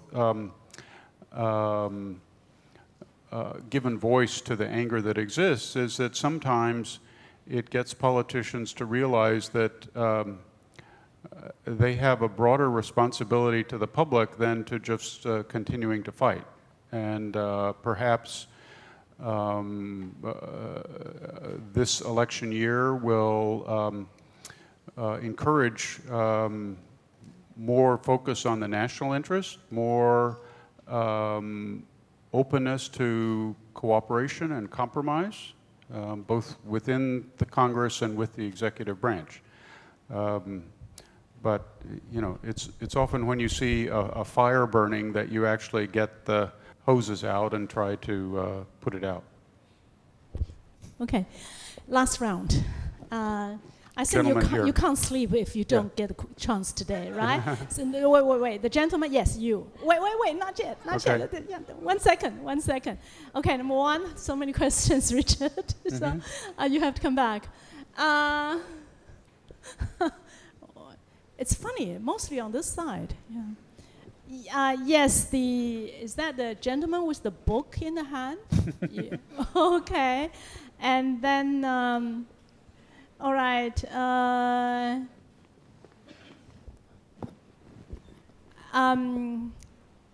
Is that the gentleman or lady? Person. With white hair, with glasses, and you are looking at me, yes. Number 3. And number 4. Yeah, I have to pick somebody from the back. Yes, the one in the striped shirt. Yes. 1, 2, 3, 4. I'm sorry that is the last round, and you just have to come back. Okay, the first one, please. My question is that, many American Tell presidents. us who you are. Oh yeah. Who are you? My sunny day. I studied American studies in Taiwan. Yeah. As I know, the most American presidents like to use the executive agreement, communicate, replace the formal treaty, because formal treaty needs the approval of the United States Senate. Yeah. And recently I see the United States Senate House of Representatives and cited the Ronald Reagan's personal oral memorandum, 6-point guarantee to protect Taiwan.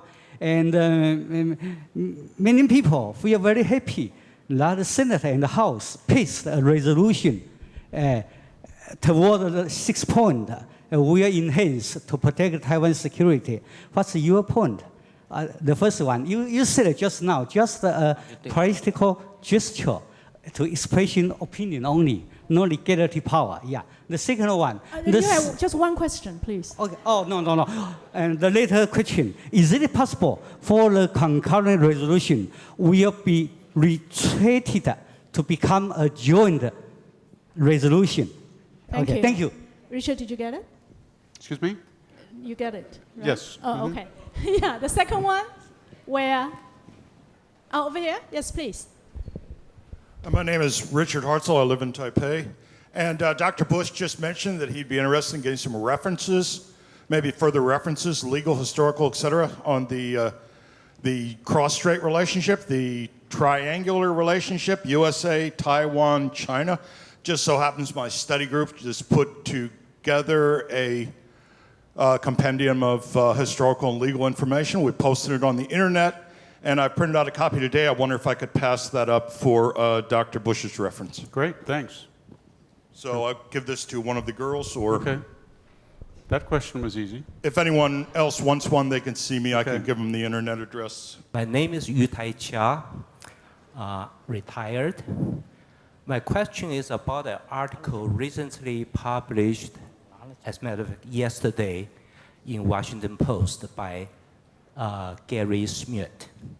The subject is ditch the one China policy in the States, and in a way try to bring Taiwan into the international community. I'd like to get Mr. Bush, your opinion about that article, if you know that, and at the end, I'd like to bring the Chinese out.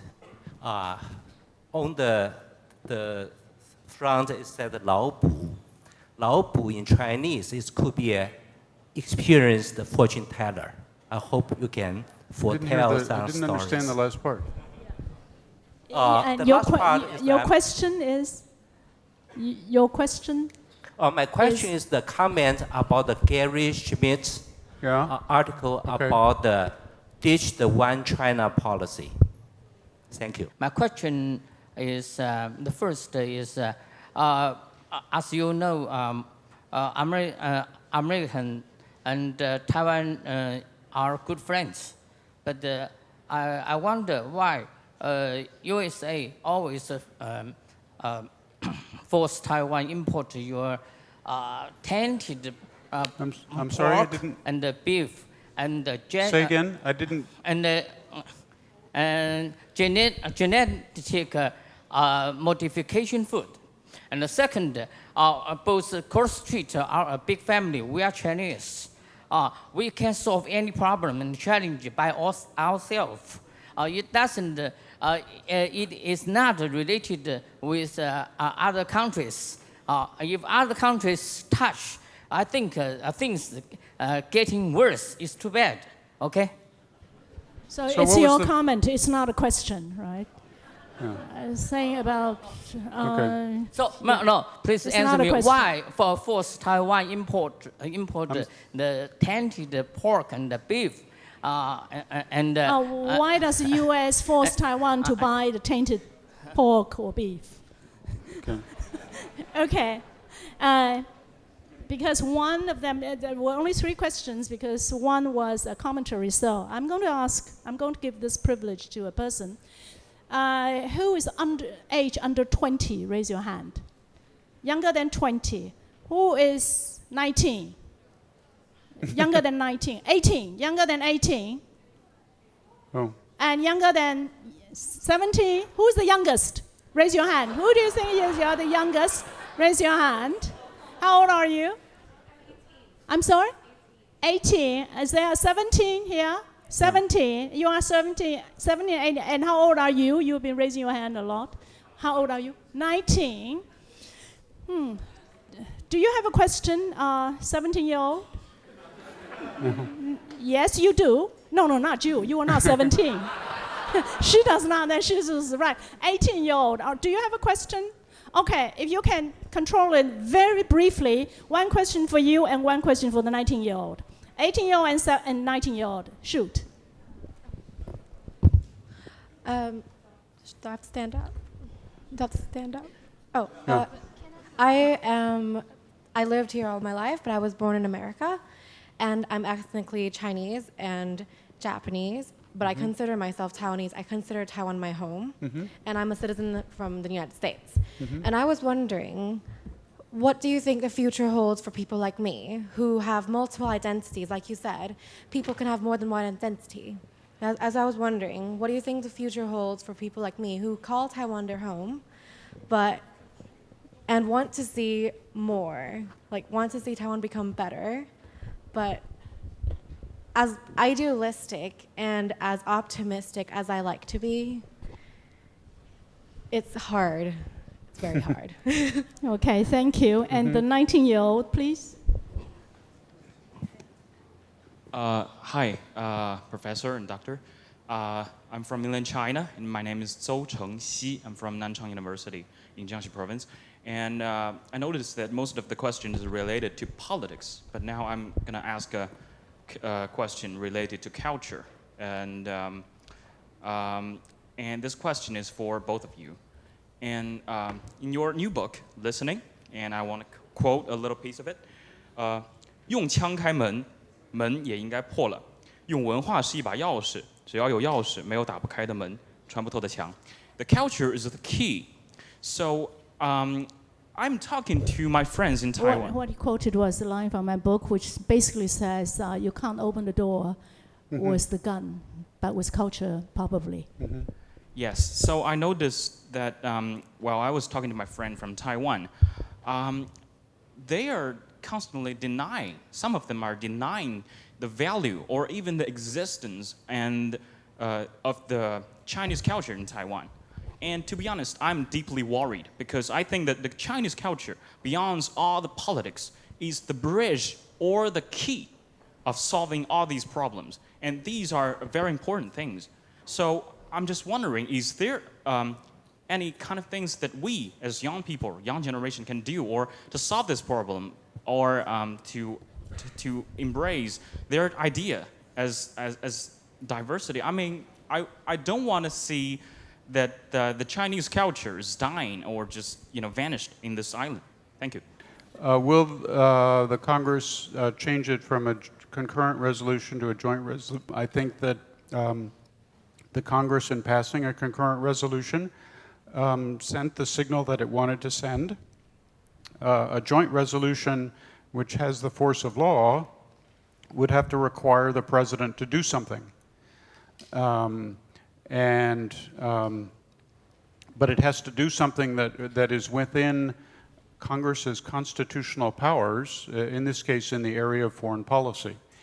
And so the president has wide constitutional powers, just reaffirming the six assured, well, never mind. But, and so it's not clear exactly what Congress could instruct the president to do, that it has the power. Sometimes you have long joint resolutions, but at the end of it, all it does is require the president to send a report. Well, it's not always clear what the value is there.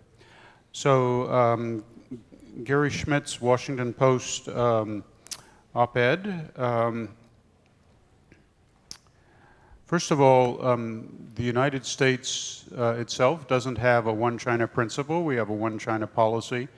What these terms mean is very complicated. I've written about them, and I don't have time to repeat some of the things I said. But I think that the problem here is not necessarily the one China principle and how it's defined. The basic problem, as I suggested before, is what kind of offer the mainland is making to Taiwan, and by what means it wants to carry out its objectives. So we, I don't think we should get too hung up on sort of one China principle and so on. I think the US policy has been very flexible. It's allowed the United States to support Taiwan in a variety of ways, including ways that Beijing does not understand, does not like. Why force Taiwan to import tainted beef, pork, excuse me.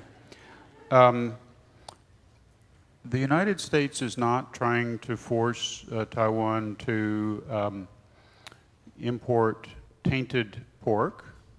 What the United States is asking is that Taiwan open its markets to pork that meets internationally established standards concerning certain additives, in this case ractopamine. The United States actually exports a lot of pork without ractopamine, but an international body has determined what level of ractopamine is safe. And the United States accepts that standard, and it would like Taiwan to provide market access based on science. Hopefully there will be ways of resolving this problem, and it may be that Taiwan's pork producers produce such tasty pork that people here wouldn't want to eat American pork anyway. Yeah, culture is the key. I think culture is important. To some extent, the question of whether Taiwan culture is Chinese culture or a variant of Chinese culture or its own culture is an objective question that anthropologists and cultural and other scholars should study. But I don't think the answer to the question about what's the culture here is necessarily going to solve the fundamental problems in cross-strait relations. The core problem, from my point of view, is the wide belief here in Taiwan that their government is a sovereign entity and that unification should be based on an acceptance of that sovereignty. I don't believe that Taiwan having sovereignty is necessarily inconsistent with the goal of unification, but it is not consistent with one country, two systems, and but there are other models for political unions, and there's never been any chance or opportunity to explore them, and that's where I think the focus should be. Did I get everything? Yeah, I think I did. Identity.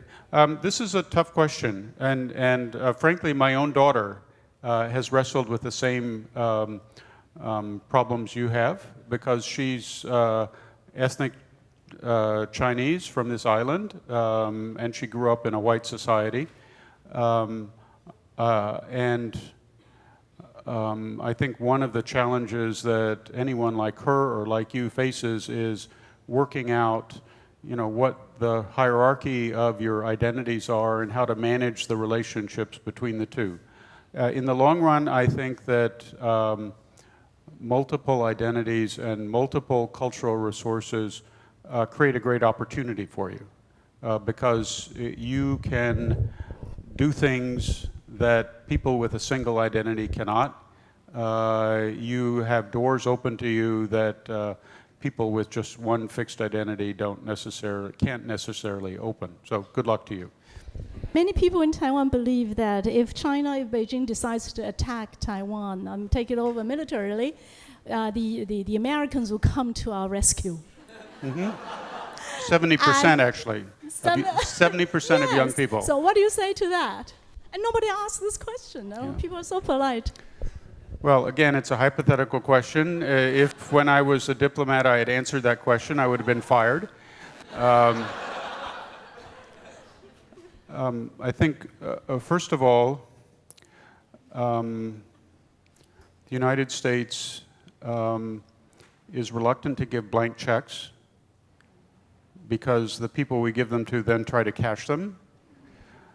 And if we are going to send young American men and women to defend a friendly country, whether it's an ally or a security partner or anything, we want to know that it's for very good reasons. So even our treaties, which seem to have a legal commitment to come to the allies' defense, have a requirement that the commitment be discussed according to our constitutional procedures. So that opens up the role of Congress, and it makes it somewhat unpredictable. I think that the question of U.S. coming to Taiwan's defense will always depend on the circumstances that led up. That's very diplomatic. Yes. Well, in this case, it happens to be true.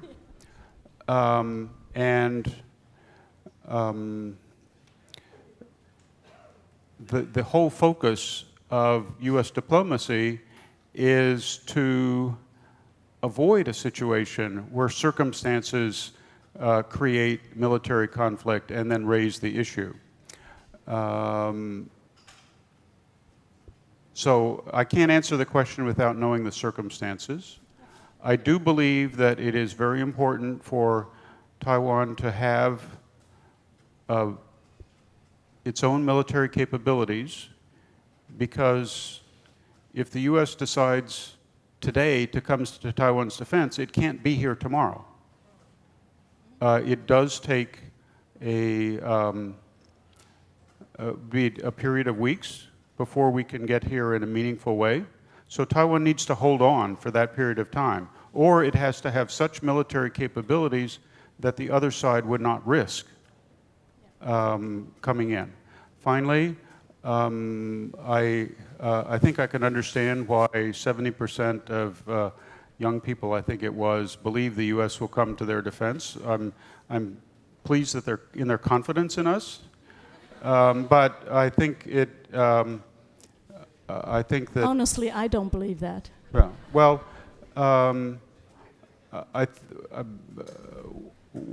how I would say it is that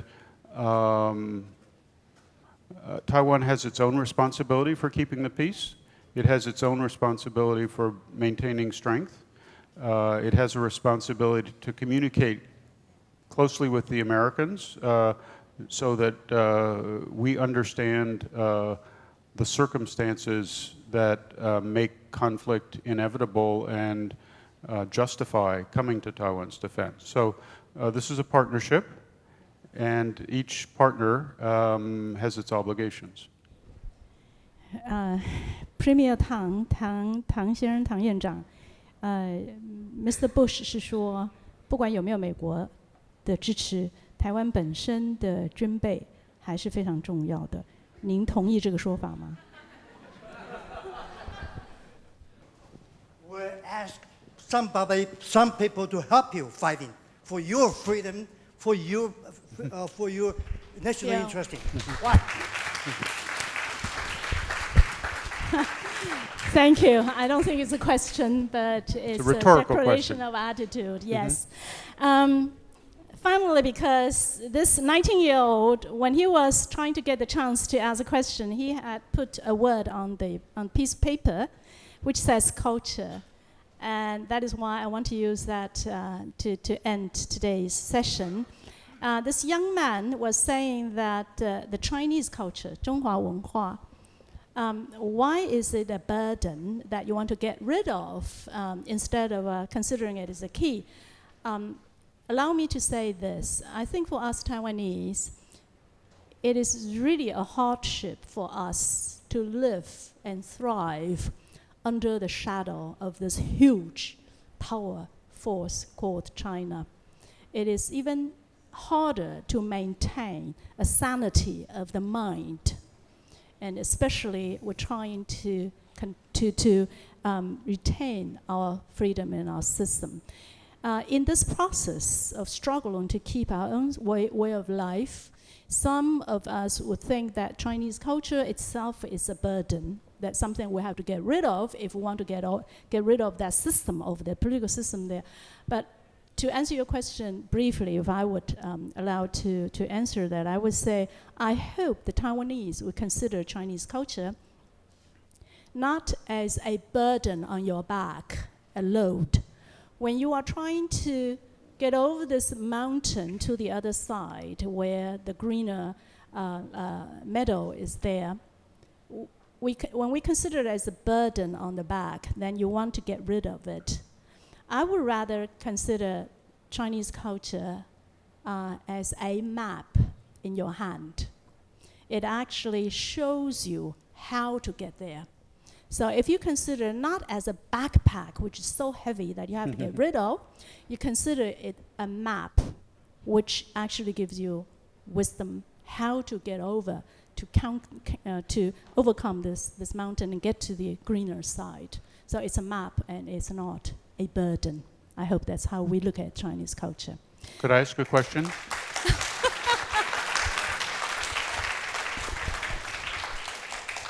Who gets to draw the map?